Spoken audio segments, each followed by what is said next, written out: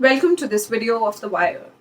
A few days back, Faisal Khan, a young man associated with an organization named Khudai Khidmatgar, offered his prayers inside a temple in Mathura along with his friend. Pictures of him offering namaz inside the temple compound went viral on social media. A few days later, an FIR was filed against him. He has been booked under sections 153A, which is promoting enmity between different groups on grounds of religion, race, place of birth, residence, language, etc., and doing acts prejudicial to maintenance of harmony. Section 295, injuring or defiling place of worship with intent to insult the religion of any class, and Section 505, statements conducing to public mischief of the IPC. According to reports, priests had also performed a Havan Puja to purify the temple after the namaz. Yesterday, he was arrested from his residence in Delhi for invoking a communal unrest. Khan was on a 5-day yatra and had visited this temple on the last day of the pilgrimage. Khudai Khidmatgar, the organization that Khan was part of, had disassociated itself from all political parties and focused solely on Gandhian principles and communal amity. But what kind of a person was he? His friends and people he worked with say that far from creating a communal unrest, he was somebody who believed in harmony and Gandhian principles of ahimsa. Let's hear more from them and find out. I met Faisal Khan in the year 2011. I was a student in Jia Sarai. I was preparing for my examination. I don't remember the date exactly, but the year I remember very well. It was 2010-11. And Faisal Khan was actually a guest speaker in IIT Delhi on a seminar which was organized by a great professor of IIT Delhi, physics professor of IIT Delhi. His name is Professor Vipin Tripathi, who is also a staunch Gandhian. So Faisal Khan was invited by him to deliver his talk on Gandhiji and his ideology. So this was the first incident where I met with him, and I was surprised that there are Muslims in this country who have faith in Gandhian philosophy and who follows Gandhian philosophy. This recent controversy which arises due to Faisal Bhai when he did his namaz in a holy temple of Mathura. This whole controversy is very unfortunate, and I personally believe that people who are participating in this controversy from either side, that they are not fully aware of the facts and figures.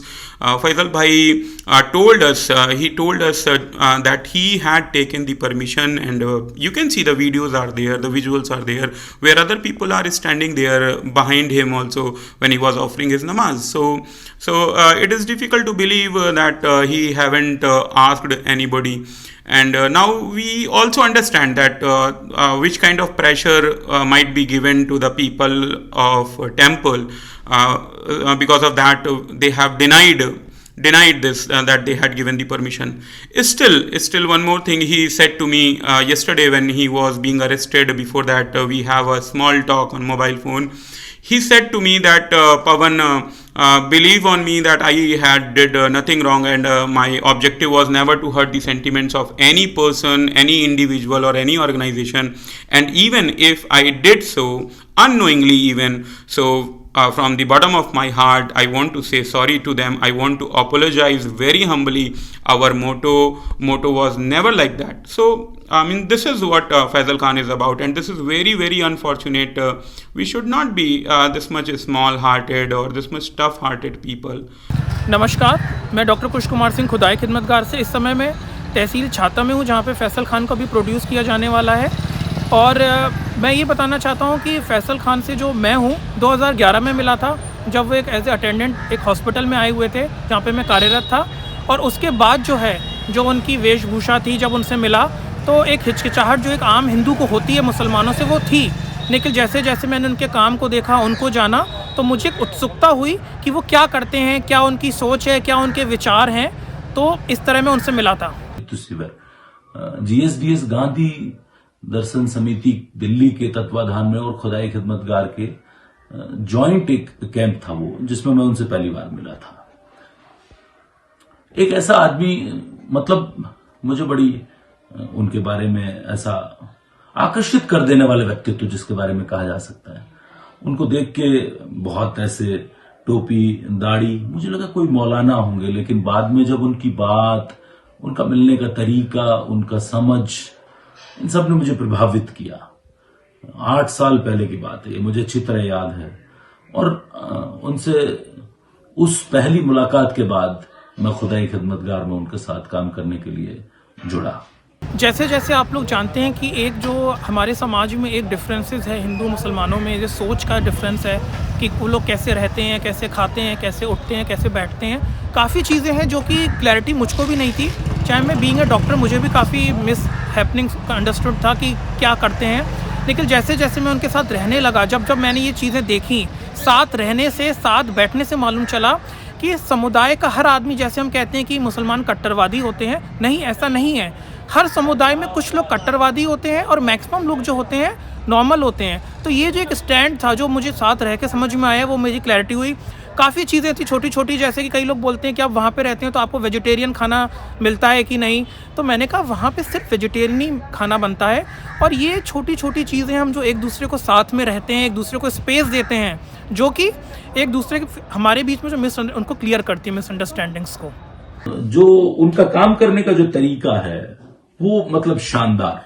एक व्यक्ति जो सिर्फ प्रेम, सद्भावना, मोहब्बत, लोगों को जोड़ने में भरोसा रखता है, जिसका धर्म भाईचारा है, जिसका धर्म इंसानियत है, अपनी धार्मिक परंपराओं को मानते हुए भी किस तरीके से सभी दूसरे रिलीजन का, किस तरीके से धर्मों का आप इज्जत सम्मान करते रहें, ये फैसल खान के काम करने का तरीका है।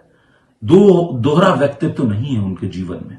ये बहुत खास बात उनके साथ मैंने देखी है और आपको प्रभावित करती है ये, और हर व्यक्ति को ये जोड़ती है। जोड़ने वाला काम फैसल खान का सिद्धांत है, उनका मूल मंत्र है। मुझे याद है जब उत्तर प्रदेश में दंगे हुए थे तो हम खुदाई खिदमतगार की एक टीम गई थी, तो उस यात्रा का नाम भी यही था, दिल जोड़ो नफरत छोड़ो। वो हमेशा जोड़ने में भरोसा करते हैं। उनका हमेशा यही रहता है कि जोड़िए, दिलों को जोड़ने का काम है। वो दिलों में आग लगाएंगे, हम दिलों की आग बुझाएंगे। एक इंसान के तौर पे तो वो कैसे हैं ये कहने की जरूरत नहीं है। एक बेहतरीन व्यक्ति, एक दोस्त, एक मददगार, एक मित्र, और सबसे बड़ा उनका एक ऐसा रोल जो इस देश को प्यार करने वाले आदमी का है। किसी भी व्यक्ति की भावनाओं को सर्वोपरि मानने वाले व्यक्ति मैंने उनको समझा है। हर व्यक्ति की धार्मिक भावनाएं या किसी भी तरीके की सोच, उसे इज्जत करते हैं, उसे मानते हैं। इसलिए मुझे एक इंसान के तौर पे एक बेहतरीन इंसान लगते हैं फैसल खान। अभी जिस तरीके की जो घटना हुई है इसके बारे में तो मैं अगर उनके शब्दों में, अगर वो इस जगह अपनी बात रख रहे होते इस वक्त, तो वो यही कहते, होय सोई जो राम रचि राखा। और मैं भी यही समझता हूं कि निश्चित तौर पर उनका उद्देश्य किसी भी व्यक्ति, किसी भी धर्म, किसी भी समूह, किसी की भी भावनाओं को चोट पहुंचाने का नहीं रहा होगा। निश्चित तौर पर मैं ये मानता हूं और यही है मेरा भरोसा कि होय सोई जो राम रचि राखा। द वायर के और वीडियोस देखने के लिए सब्सक्राइब करें और बेल आइकन पर क्लिक करें।